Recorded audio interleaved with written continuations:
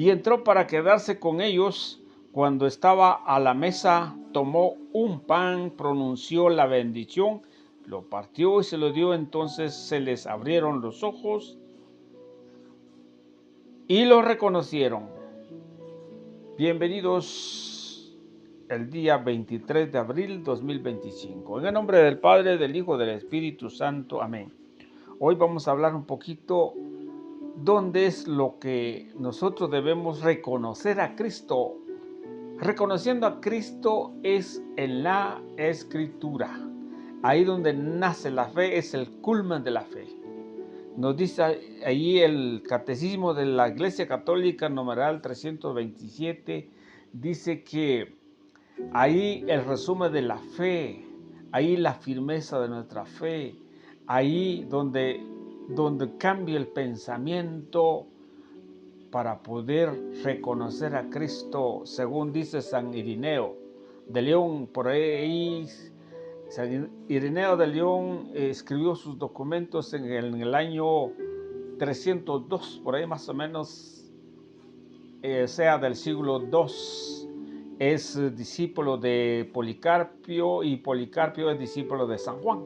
Hay tres etapas: San Juan, Policarpio y San Irineo de León. Dijo que la firmeza de nuestra fe cambia el pensamiento de la Eucaristía, como le pasó a estos discípulos. Lo reconocieron en la fracción del pan. Por eso la Iglesia nos presenta a nosotros como culmen de nuestra fe. Bienvenidos. Lectura del libro de los Hechos de los Apóstoles, capítulo 3, versículo 1-10. En aquel tiempo, Pedro y Juan subieron al templo para la oración vespertina.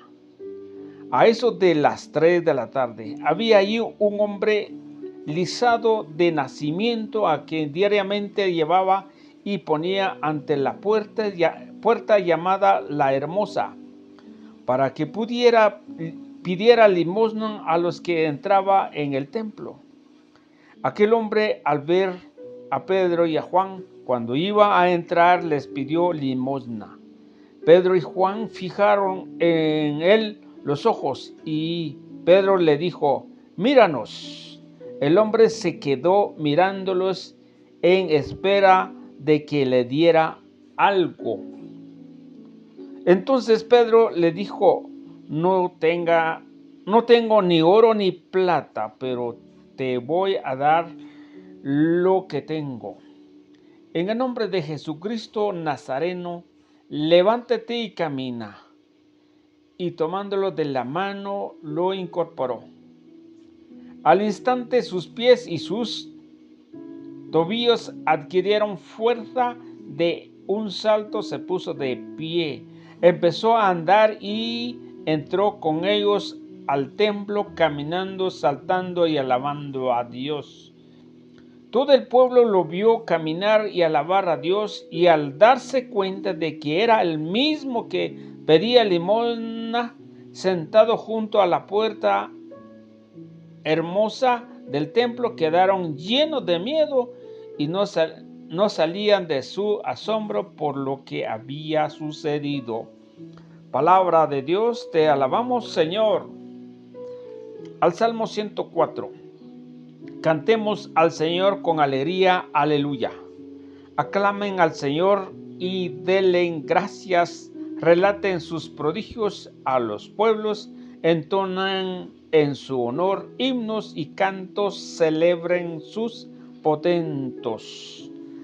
Cantemos al Señor con alegría, aleluya. Del nombre del Señor enorgullecen y siéntese feliz el que lo busca. Recorran al Señor, a su poder y a su presencia acudan. Cantemos al Señor con alegría, aleluya. Descendientes de Abraham, su servidor, estirpe de Jacob, su predilecto, escuchen: el Señor es nuestro Dios y gobierna la tierra sus decretos. Cantemos al Señor con alegría, aleluya. Ni aunque transcurran 1000 generaciones se olvidará el Señor sus promesas, de la alianza pactada con Abraham, del juramento a Isaac que un día le hiciera.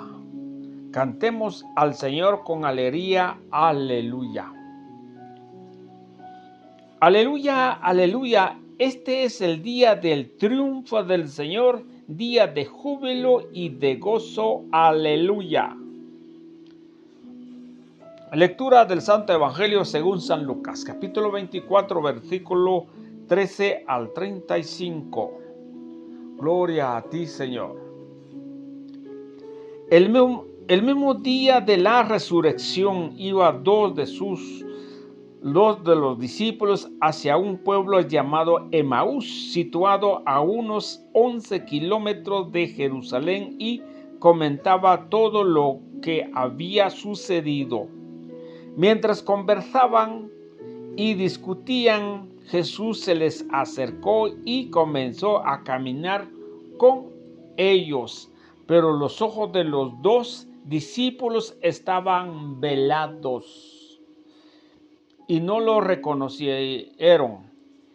Él les preguntó: ¿de qué cosas vienen hablando tan llenos de tristeza? Uno de ellos, llamado Cleofás, le respondió: ¿eres tú el único forastero que no sabe de lo que ha sucedido estos días en Jerusalén? Él les preguntó: ¿qué cosa? Ellos le respondieron: lo de Jesús el Nazareno, que era un profeta poderoso en obras y palabras ante Dios y ante todo el pueblo, como los sumos sacerdotes y nuestros jefes lo entregaron para que lo condenaran a muerte y lo crucificaron. Nosotros esperábamos que Él sería el libertador de Israel, y sin embargo han pasado ya 3 días desde que estas cosas sucedieron. Es cierto que algunas mujeres de nuestro grupo nos han desconcertado, pues fueron de madrugada al sepulcro y no encontraron el cuerpo, y llegaron contando que se les había aparecido unos ángeles que le dijeron que estaba vivo. Algunos de nuestros compañeros fueron al sepulcro y hallaron todo como había dicho las mujeres, pero a él no lo vieron. Entonces Jesús les dijo: qué insensatos son ustedes y qué duros de corazón para creer todo lo anunciado por el profeta. ¿Acaso no era necesario que el Mesías padeciera todo esto, así entrara en su gloria? Y comenzando por Moisés y siguieron con todos los profetas, les explicó todos los pasajes de la Escritura que se refiriera a él. Y acerca del pueblo a donde se dirigía, él hizo como que iba más lejos, pero ellos le insistieron diciendo: quédate con nosotros, porque ya es tarde y pronto va a oscurecer. Y entró para quedarse con ellos. Cuando estaba a la mesa, tomó un pan, pronunció la bendición, lo partió y se lo dio. Entonces se le abrieron los ojos y lo reconocieron, pero él se les desapareció. Y ellos se decían el uno al otro: con razón nuestro corazón ardía mientras nos hablaba por el camino y nos explicaba las Escrituras. Se levantaron inmediatamente y regresaron a Jerusalén, donde encontraron reunidos a los 11 con sus compañeros, los cuales le dijeron: de veras ha resucitado el Señor y se le ha aparecido a Simón. Entonces ellos contaron lo que les había pasado por el camino y cómo lo había reconocido al partir el pan. Palabra del Señor. Gloria a ti, Señor Jesús. Bien, queridos hermanos, a Jesús lo vamos a reconocer al partir el pan. O sea, en pocas palabras, Jesús es el pan vivo bajado del cielo. Todo aquel que tiene fe, todo aquel que cree en las Sagradas Escrituras, puede reconocer a Jesús en el pan. Este relato bíblico no es simbolismo, no es una historia, no es nada, sino que es de fe, es de creer lo que la Escritura dice. Bien, cuando miremos un poquito, el tiempo se nos acaba ya, pero vamos a ver cuando dice aquí, los ojos de los dos discípulos estaban velados. Y aquí nos dice en la Biblia de nuestro pueblo, dice el 13, sí. Dice los de Maús. Entonces, dice aquí, por ellos tenían los ojos incapacitados. ¿Qué quiere decir incapacitados? No pueden ver. Y velados, según el diccionario académico, dice que algo que no deja ver, reconocer en la mente. Algo pasa. ¿Pero por qué? Porque por la fe. Seguramente hay cambio, no puede llegar porque aún todavía los discípulos era recién lo que está pasando. Necesitamos la fe. Entre los años que pasa, paulatinamente va creciendo la fe. Entonces, estaban velados y no lo podían reconocer. Pero Jesús les dijo, ¿por qué tan llenos de tristezas? Pero me llama mucho la atención donde dice, tú eres el único forastero. Mire cómo le dijeron a Jesús. Este tiene un sentido teológico. Forastero quiere decir que no tiene papá, que como que le han dejado solo o algo así. Ese es lo que el sentido forastero. Que él es el único que no sabía lo que había pasado en Jerusalén. Y Jesús les preguntó, ¿y qué pasa? ¿Qué sucedió? ¿Qué cosa? Y le contaron toda la historia, ¿verdad? Por tiempo no les podemos decir. Entonces, pero Jesús les empezó a decir, Él aquí viene para ustedes y para mí. ¿Qué insensatos son ustedes? ¿Por qué somos insensatos? Porque no tenemos sensatez, porque no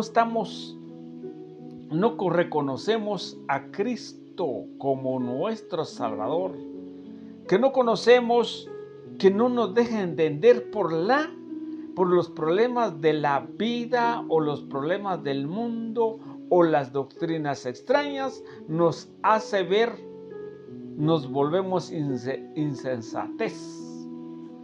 Hay una cita bíblica donde dice, yo creo que 1 de Corintios, capítulo 4, versículo 17, por ahí dice, el Dios de este mundo lo ha sellado su mente al no reconocer la claridad del Evangelio, porque está velado, ¿sí? No logramos entender, por eso que no nos vayamos a la iglesia, por eso no hablamos de Cristo, por eso no sentimos algo bueno por el Señor, por eso sentimos que nuestro servicio será una carga. Eso creemos porque nos orgullecemos por tener un servicio también, pero no es la realidad, sino que es una actitud de insensatez. Insensatos, de corazón duro, dice el Señor. Mire, acuérdese donde dice el título, los discípulos de Emaús, o sea, son discípulos. Queridos hermanos, ¿cómo seremos nosotros? Tal vez usted tiene un cargo en la iglesia, pero no es porque tenga un cargo, conoce totalmente al Señor, no. Estos discípulos conocían, Pero el Señor los reclamó y les dijo, de corazón duros. No entienden lo que estaba pasando. Mire lo que dice, ¿acaso no era necesario que el Mesías padeciera todo esto? Así entrará en su gloria. Comenzando da una explicación, comenzando por Moisés, terminando con los profetas, de toda la escritura. ¿Qué escritura está hablando? Del Antiguo Testamento, los 46 libros, para hacer un total de 73 libros ya en el Nuevo Testamento, porque hasta ahí no hay Nuevo Testamento, porque se acaba de ser la resurrección del Señor. La Biblia no está todavía, después de 382 años, o sea, en el siglo, casi el siglo III, empezó con la Biblia. Queridos hermanos, es de entender lo que Dios nos dice a través de la Escritura. Entonces Jesús les empezó a explicar y ellos se quedaron muy felices. Pero dice la Escritura, porque le checaron la hora y le empezaron ya era muy tarde, le rogaron que se quedaran con él y se quedó con ellos para quedarse con ellos. ¿Y cuál es los resultados? Porque le dijeron, quédate con nosotros. ¿Cuándo no deseamos que Jesús se quedara en tu corazón y en el mío? Para ser un discípulo verdadero del Señor. Para ser un buen discípulo del Señor tiene que saber y conocer, guardando sus mandamientos, lo que dice en San Juan 8:31. Ustedes son los verdaderos discípulos míos si guardan mis mandamientos y serán libres, dice el Señor. Y eso lo que nosotros quisiéramos tener. Quédate con nosotros, Señor. Y ellos le rogaron y Jesús se quedó. Y dice cuando se quedó que posiblemente siempre se debe de compartir un alimento a un huésped. Siempre. Y cuando me imagino que ellos se quedaron, iban al lugar donde tenía que ir, llegaron y entonces prepararon algo de comer. Pero aquí nos habla tan profundo de las Sagradas Escrituras y tan escrita como dice San Lucas 22:19, como dice San Mateo 26:26, como dice 1 Corintios 11:23, exactamente dice, y entró para quedarse con ellos. Cuando estaba en la mesa tomó un pan, pronunció la bendición y lo partió. Mire, exactamente lo que dice el Evangelio de San Lucas, San Mateo y lo que dice Pablo 30 años después de la muerte del Señor. Mire, por eso les decía hace un momentito que en el Catecismo de la Iglesia Católica, en numeral 1327, ahí nace la fe, ahí produce la fe, ahí es el resumen de la fe, ahí es en la Eucaristía donde nosotros nos cambia nuestra manera de pensar. Es algo tangible, es algo presencial, es algo verdadero que tenemos que comer para que nuestra fe y nuestro pensamiento vaya según nos dice uno de los padres de la iglesia, que es San Irineo de León. Entonces se quedó con, partió el pan y se lo dio. Mire, ¿cómo es posible que simbólico será eso? Jamás será simbólico, porque un invitado no nos va a dar a nosotros que comer. Un invitado, nosotros lo vamos a dar que comer. Por ejemplo, si viniera unas 2 personas en la casa, ¿qué tengo que hacer yo? Prepararles comida y darles de comer a la persona. No él me da a mí, pero aquí el Señor empezó a servir a ellos, partió el pan y les dio. Y en este momento, dice la Escritura, se abrieron los ojos, lo reconocieron en la fracción del pan del último versículo. Eso es lo que la Escritura dice.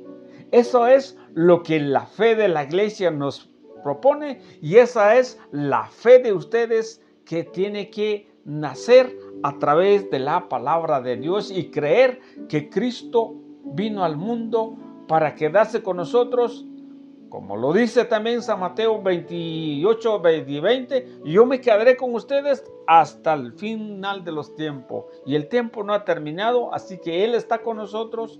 Lo único que tenemos que hacer es vivir siempre la Eucaristía, estar siempre junto con Él para que nuestra fe crezca, para que nuestra fe sea más grande, porque siendo discípulos aquellos aún no creían, pero también nosotros sabiendo que aún vamos por estos caminos, aún nuestra fe ha sido muy poquitito. Y necesitamos fe para poder alcanzar la misericordia de Dios. Que el Señor les bendiga. Muy buenas